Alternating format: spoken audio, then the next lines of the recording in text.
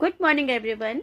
आज की इस वीडियो में हम करेंगे यूपी बोर्ड के कक्षा 6 की पुस्तक पृथ्वी और हमारा जीवन के पाठ 4 का अभ्यास कार्य।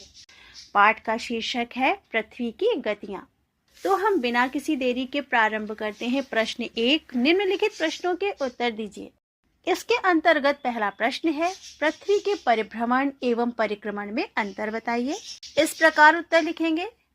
पृथ्वी का अपनी धुरी पर घूमना पृथ्वी का परिभ्रमण या रोटेशन कहलाता है। इसी प्रकार पृथ्वी द्वारा अपनी कक्षा में सूर्य के चारों ओर परिक्रमा करना परिक्रमण या रिवोल्यूशन कहलाता है। अगला प्रश्न, उत्तर और दक्षिण अयनांतों में अंतर बताइए। इस प्रकार उत्तर लिखेंगे। उत्तरी गोलार्ध के सूर्य की ओर झुके होने के कारण 21 जून को उत्तरी गोलार्ध में सबसे लंबा दिन तथा सबसे छोटी रात होती है। पृथ्वी की इस अवस्था को उत्तर अयनांत कहते हैं। इसी प्रकार 22 दिसंबर को सूर्य की किरणें मकर रेखा पर सीधी पड़ती हैं, जिससे दक्षिणी गोलार्ध में सबसे लंबा दिन तथा सबसे छोटी रात होती है। पृथ्वी की इस अवस्था को दक्षिण अयनांत कहते हैं। अगला प्रश्न, प्रदीप्ति वृत्त से आप क्या समझते हैं, स्पष्ट कीजिए। इस प्रकार उत्तर लिखेंगे।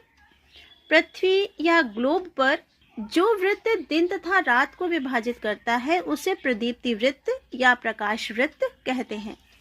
अगला प्रश्न है, पृथ्वी के घूर्णन गति के प्रभावों का विवरण दीजिए। उत्तर है, पृथ्वी के घूर्णन गति के कारण क्रमशः दिन और रात होते हैं तथा सूर्य, चंद्रमा आदि आकाशीय पिंड पूर्व दिशा से पश्चिम दिशा की ओर गति करते हुए प्रतीत होते हैं, अर्थात चलते हुए नजर आते हैं। और अगला प्रश्न है, पृथ्वी के ताप कटिबंधों का वर्णन कीजिए। उत्तर है, पृथ्वी को निम्न ताप कटिबंधों में बांटा गया है। उष्ण कटिबंध ट्रॉपिकल जोन, शीतोष्ण कटिबंध टेम्परेट जोन और शीत कटिबंध फ्रिजिड जोन। उष्ण कटिबंध कर्क रेखा और मकर रेखा के बीच सभी अक्षांशों पर मध्याह्न का सूर्य यानी कि दोपहर का सूर्य वर्ष में कम से कम एक बार ठीक सिर के ऊपर होता है, इसलिए यह सूर्य से सर्वाधिक सूर्यातप प्राप्त करता है, अतः इसे उष्ण कटिबंध कहते हैं। अब लिखेंगे शीतोष्ण कटिबंध के बारे में।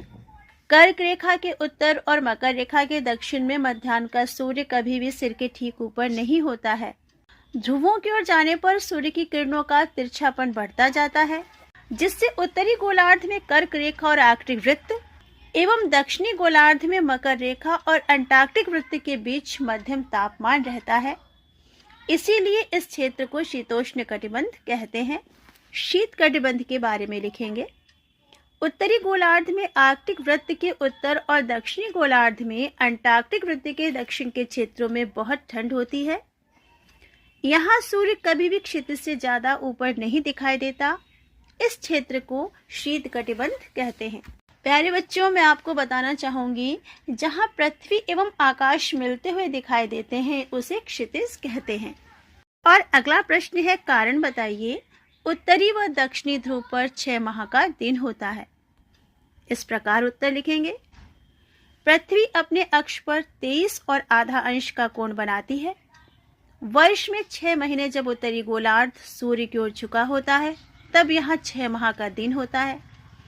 इसके विपरीत जब दक्षिणी गोलार्ध सूर्य की ओर झुका होता है तब यहाँ 6 माह का दिन होता है। कारण बताइए। लीप वर्ष हर चौथे वर्ष में होता है। उत्तर है, लीप वर्ष लगभग हर 4 वर्ष में एक बार आता है। इसका कारण यह है कि पृथ्वी को सूर्य का एक चक्कर लगाने में 365 दिन और 6 घंटे लगते हैं। यह 6 घंटे समय के साथ जमा होते जाते हैं।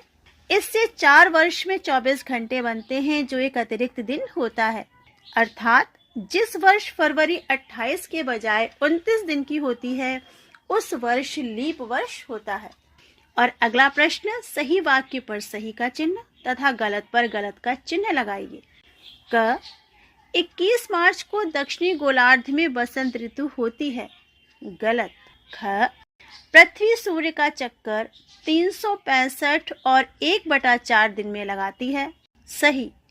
ग, वार्षिक गति के कारण दिन रात होते हैं। गलत। और घ, पृथ्वी द्वारा सूर्य का चक्कर लगाने का पथ दीर्घवृत्ताकार है, सही।